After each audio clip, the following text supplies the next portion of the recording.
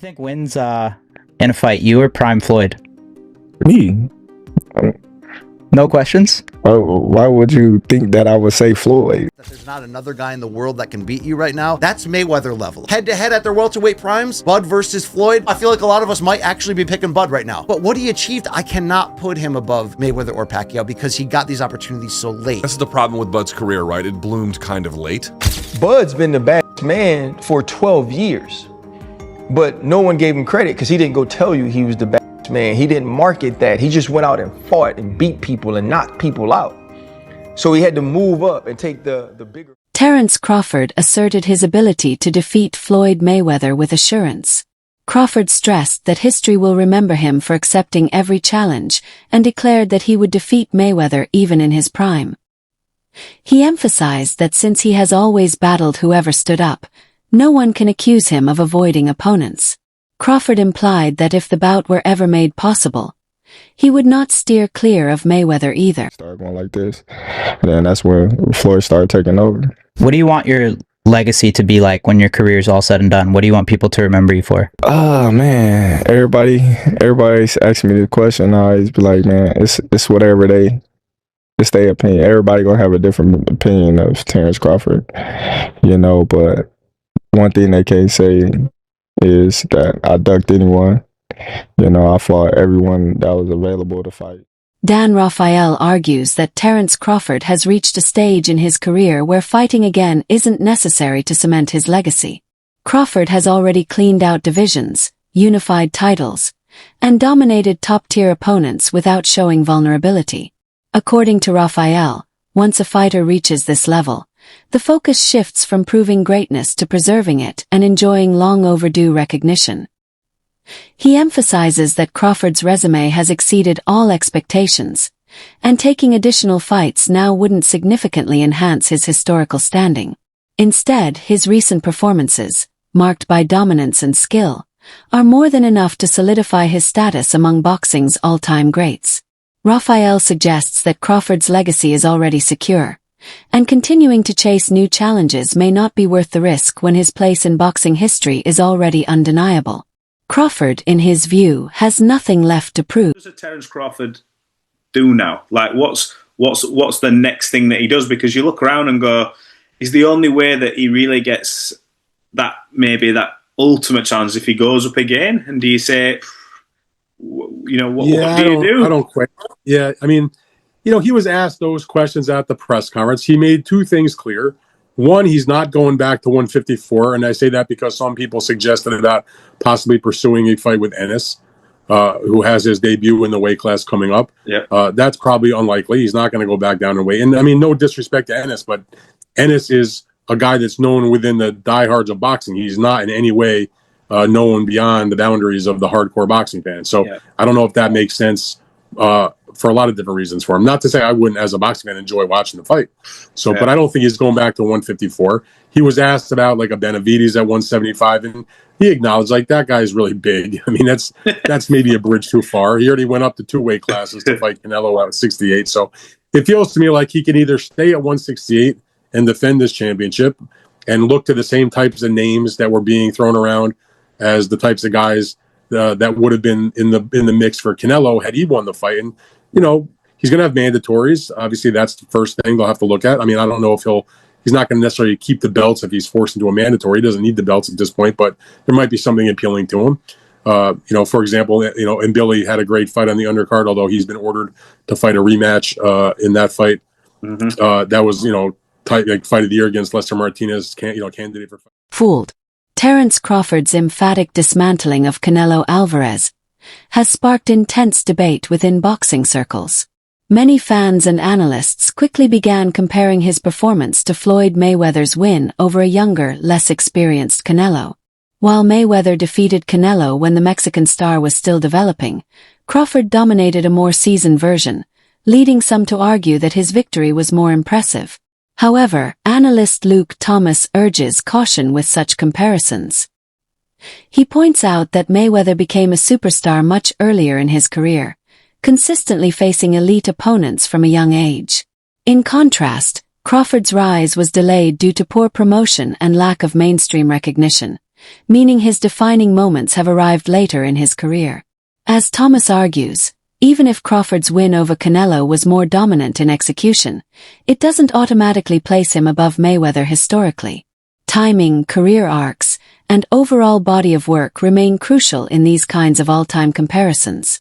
This was a masterclass. One guy with outrageous skill offensively and defensively, simply making another very good fighter look lesser than. This was the other part. The people who watch MMA and then try to watch boxing through an MMA lens, I don't know what to tell you. You're actually missing the point. The kind of specific details and the depth of the technical ability far surpasses even what you can get at the highest level of MMA because they don't have that level of skill. There is no equivalent in MMA to Bud Crawford because there cannot be. Bud is the most talented boxer I've seen since Mayweather. I think Crawford is way better than Floyd Mayweather. To be fair to Floyd, he obviously had hand problems in his whole welterweight run, and it's why he took that long stretch off in 2007, 2008, 2009 area, and Floyd's brilliance to be able to be just as great in some ways at that age. We're not here trying to dunk on Floyd. When you get a victory like this, right now, straight up, Luke, you could say that there's not a welterweight, junior middleweight, or maybe even super middleweight. When you could say over like a 4-division stretch, Bud, cut down to any of these weights, that there's not another guy in the world that can beat you right now, that's Mayweather level. Head to head at their welterweight primes, Bud versus Floyd, I feel like a lot of us might actually be picking Bud right now. But what he achieved, I cannot put him above Mayweather or Pacquiao because he got these opportunities so late. This is the problem with Bud's career, right? It bloomed kind of late. I find Bud to be as defensively sound as I've ever seen a fighter. He can find you. There's nowhere to hide with him. Like Floyd, he has such control over the terms in there. It's just insane. Buddy McGirt was one of Terence Crawford's most vocal supporters following his dominant win over Canelo Alvarez, calling the performance a masterclass in control and execution. McGirt noted that Crawford dictated the fight from the opening bell, never allowing Canelo to establish his rhythm or unleash his usual pressure. He argued that the gap in skill and precision was so evident that a rematch would be unnecessary. Crawford's superiority was clear for all to see.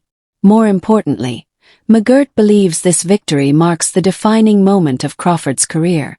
By decisively defeating a fighter of Canelo's caliber, Crawford has finally secured the legacy he spent years building.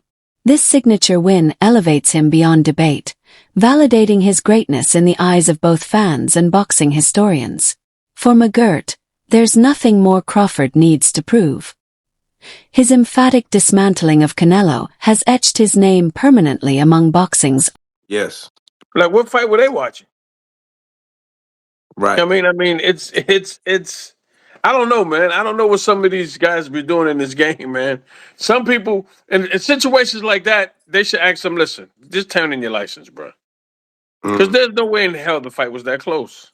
Right. I mean, come on, man. It's just, it's not fair.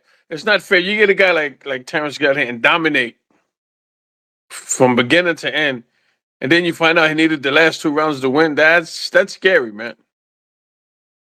It is. And you see how you just mentioned scary. Now, a lot of people are saying, buddy, that type of beating, he's not going to want a rematch. But looking at those gold cards and knowing that, hey, you wasn't too far behind, even though, he did mention that, he's better than Mayweather. But I mean, what's your thoughts? Do you feel like that was such a beating that Canelo wouldn't want a rematch? No, I think that, in all honesty, personally, I think that Canelo's at that stage in his career right now, that it's a rematch he don't need. He don't need it. You know what I mean? What we saw that night, that's the stage Canelo's at right now. He's fought everybody, he's did everything, but he passed the torch to the right guy. Mm. He passed the torch to the right guy. He lost it to Terence fair and square, and he passed the torch. So if you're gonna have another fight, cool, but you don't need to. You have nothing. He has nothing to prove. He fought Terence and nobody else would. When comparing Terence Crawford to Floyd Mayweather, many analysts point to the mental aspect of Floyd's game as the key factor that sets him apart. While Crawford is widely regarded as a technical genius, Able to switch stances, adapt mid-fight, and systematically break down elite opponents, Mayweather brought something extra to the ring: psychological dominance. Analysts argue that Floyd didn't just win with skill. He controlled his opponents mentally, often forcing them to abandon their game plans before the first punch was thrown. His ability to manipulate the tempo, bait mistakes, and mentally frustrate even the most experienced fighters gave him a unique edge. This layer of psychological warfare, combined with his unmatched defense and ring IQ, is seen as the defining difference between the two. While Crawford's talent and accomplishments place him within reach of Mayweather's legacy, many historians believe it's Floyd's mental mastery, his aura of control, that still keeps him just a step ahead in the all-time ranking. Hearns, I've seen Sugar Ray Leonard and Marvin Hagler. Like I've seen all those things, and those fights were wars. Floyd Mayweather is the best boxer I've ever seen. He's the most skilled boxer I've ever seen. Bud, and this is just my opinion, is the baddest man I've seen wear boxing gloves. And here's why I say that. RC. Here's why I say that. Bud is extremely skilled, right? Yet not as skilled as Floyd Mayweather. Floyd Mayweather made people look foolish, right? And so if I had to say who's the greatest I've seen, and Bud said it right, the best of an era and the best of an era, it's Floyd. But when I watched Bud against Canelo, there was this extreme skill on display, and there was a level of crazy that's different. There was a level of, and Floyd's extremely tough. Go back to Shane Mosley and the 2 punches he landed early in the fight and the way that he embarrassed him. I'm not saying that Floyd's not tough. Floyd's not a bad man. But there was domination inside that ring we saw this weekend. Yeah. And there's no fear in him in the way that he's attacked gaining notoriety. Bud's been the baddest man for 12 years. But no one gave him credit because he didn't go tell you he was the baddest man. He didn't market that. He just went out and fought and beat people and knocked people out. So he had to move up and take the bigger fights and the better fights. And he was arrow spin. For over a decade, Terence Crawford has quietly displayed his elite boxing skills, but his reserved personality and lack of flashy self-promotion led many in the boxing world to overlook him. Unlike fighters who thrive on theatrics and media hype, Crawford chose to let his performances in the ring do the talking. While this approach earned him deep respect from boxing purists, it limited his visibility in the mainstream spotlight during the prime of his career. Only now, after headline victories over Errol Spence Jr. and Canelo Alvarez, is the broader public beginning to recognize his greatness. However, some critics argue that this acknowledgement has come too late. Crawford is now deep into his career, likely close. Great he was. Canelo cemented him on what is the two-headed monster that marks the greatest of the 2000s. Floyd Mayweather is on that, and Bud Crawford is right next to him. I don't think we have to pick on who's better. I think they both dominated their eras equally. Closer to retirement than his peak. Although he may still add to his legacy, the window for building long-term mainstream appeal is closing. This has left many. Puts him on par with Floyd Mayweather Jr., and you know Floyd Mayweather Jr. doesn't like that. Floyd Mayweather Jr. is one of the biggest egos in the sport, so much so that he could not find a way to give Muhammad Ali credit as being a top 5 fighter and claimed that Roberto Duran sits above Muhammad Ali, right? Why? Because Floyd wants to be better than Muhammad Ali. He completely redid his image when he became Money Mayweather to pretty much copy from calling himself the GOAT, calling himself TBE, right? Whole thing. Very disrespectful of Muhammad Ali when he was coming up, when after Floyd Mayweather Jr. wound up being at the top of the sport. So now that Terence Crawford has firmly placed himself at the top of boxing, and not just as the pound for pound fighter right now, many people are saying, hey, shouldn't he be considered one of the greatest fighters of all time? Isn't this a realistic conversation we can have? So what does that do? That butts Terence Crawford right up against Floyd Mayweather. So when Floyd was asked a series of questions, right, because Floyd is now has a fight coming up. I do believe it maybe in January. I think it may be in January or early 2026, I believe is the time frame where Floyd Mayweather Jr. is going to be fighting Mike Tyson in I believe this is going to be an exhibition.